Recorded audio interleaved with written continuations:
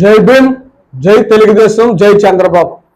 ఏదైతే పి గన్నవరం నియోజకవర్గం ఉందో ఆ గన్నవరం నియోజకవర్గంలో మహాసేన రాజేష్, సరిపల్లి రాజేష్ గారిని ఎమ్మెల్యే అభ్యర్థిగా ప్రకటించినప్పటి నుంచి కూడా చాలా భయంకరమైనటువంటి వాతావరణం సృష్టిస్తూ ఉన్నారు గన్నవరం నియోజకవర్గంలో.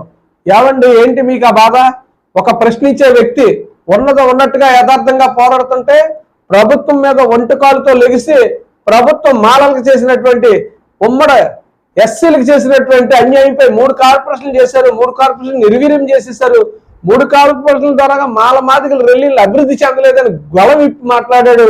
అలాగే జగన్మోహన్ రెడ్డి పరిపాలనలో మనుషులు చంపేసి డోర్ డెలివరీ చేస్తుంటే, డాక్టర్ సుధాకర్ లాంటి గుండు గీసేస్తుంటే, పిఠాపురంలో బాలరాజు లాంటి వాళ్ళని చంపేస్తూ ఉంటే అన్నిటికీ మహాసేన రాజేష్ వెళ్ళి నిలబడి వాళ్ళందరి పక్షాన్ని పోడాలని చెప్పి వాళ్ళ కుటుంబ సభ్యులు అందరూ చెప్తూ ఉంటే, లేకపోతే క్రైస్తవాస్తులు అన్యక్రాంతం అయిపోతుంటే దానికోసం వచ్చి నుంచున్నాడని చెప్తుంటే, ఈ రోజు అలాంటి వ్యక్తి గన్నవరం నియోజకవర్గం వస్తే ప్రాంతీయ భేదాలు సృష్టించి ఆయన ఎప్పుడో 1818 అన్నటువంటి మాటలు ఆ మాటలు ఇప్పుడు ట్యాపింగ్ చేయించేసి వైఎస్ఆర్ ప్రభుత్వానికి కొనుక్కున్నటువంటి వ్యక్తులుగా, వైఎస్ఆర్ పార్టీకి తొత్తులుగా ఒక ఎస్సీ క్యాండిడేట్ అక్కడికి వచ్చాడు, ప్రశ్నించే గొంతుకు వచ్చింది, అతను ఎలాగోలాగా దింపేయాలా, చంద్రబాబు నాయుడు గారిని బ్యాడ్ చేయాలా, చంద్రబాబు నాయుడు గారు ఎస్సీలకు ఏమీ చేయడు, లేకపోతే మాలలకు ఏమీ చేయడు అని చెప్పేసి ఆయన మీద తిరుగుబాటు చేసిరాడానికి ఏదైతే ఎస్సీ కాన్స్టిట్యూషన్ ఉన్నాయో 3 ఎమ్మెల్యేలు పార్లమెంట్ టికెట్లు ఉన్నదో అలాంటి దగ్గర మీరు రచ్చ తీసుకొస్తా ఉన్నారు.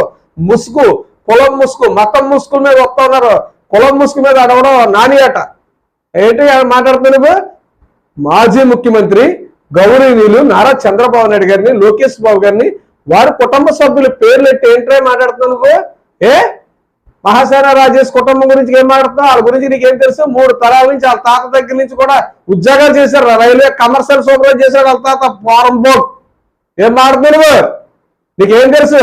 నీకు మాట్లాడితే నీ ఓటమి ఎలా ఉందో తెలుసా? తాగుబోతు మాటలు మాట్లాడుతున్నా. అందరు ఆడవాళ్ళని అంటున్నావు, వాళ్ళ ఆడవాళ్ళని అందరూ అన్నావు. నువ్వు ఎంతమంది ఆడవాళ్ళు అన్నావు? నువ్వు కోనసీమ ప్రజలు కాదు, ఆంధ్రప్రదేశ్ ప్రజలందరూ కూడా వినండి. ఆ నేతల నాని అన్న కూడా ఏం మాట్లాడుతున్నాడో చూడండి. ఎంతమంది భార్యలు అన్నాడో చూడండి. లోకేష్ బాబు గారిని, చంద్రబాబు నాయుడు గారిని, అలాగే హరీష్ బాబు గారిని. ఆయన ఎప్పుడండి పాపం ఆయన ఎవరితోనైనా వివాదరహితుడైన హరీష్ బాబు గారు గుద్దలో గొడపేటండి, కోరాద్దాలు కదా అటు బుర్రబద్దలు కొట్టండి అని మాట్లాడుతున్నాడు.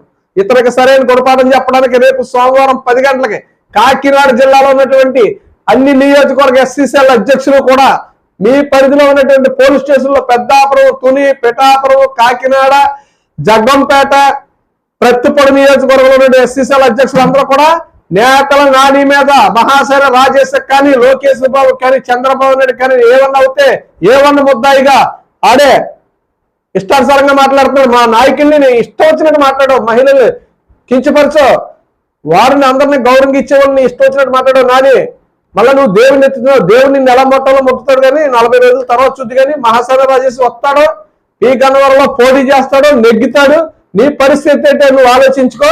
నువ్వు ఎంతమందిని ఉన్నావు అంతమందికి పక్షాత్తాపడి క్షమాపణ చెప్పు, లేదంటే నీ మీద తగిన సరే తీసుకుంటామని చెప్తూ మాలను రెచ్చగొడితే రెచ్చిపోయారు కాదు, మాలను నిన్ను చూస్తా ఉన్నారు. హరీష్ బాబు అన్న మాటలు విన్నారు, హరస్ కుమార్ గారు అన్న మాటలు విన్నారు. నీకు సరైన గుణపాఠం చెప్పడానికి సోమవారం 10 గంటలకు అన్ని పోలీస్ స్టేషన్లో కంప్లైంట్ ఇస్తున్నావు. ఏమన్నా ముద్దాయిగా మాత్రం మహాసేన రాజేష్కి ఏమన్నా అవుతే దానికి బాధ్యత నువ్వే వహించాలని చెప్పి కోరుకుంటూ కాకినాడ జిల్లా తెలుగుదేశం పార్టీ ఎస్సీసీఎల్ అధ్యక్షుడు కొల్లాబొత్తుల అప్పారావు నిన్ను హెచ్చరిస్తా ఉన్నాడు.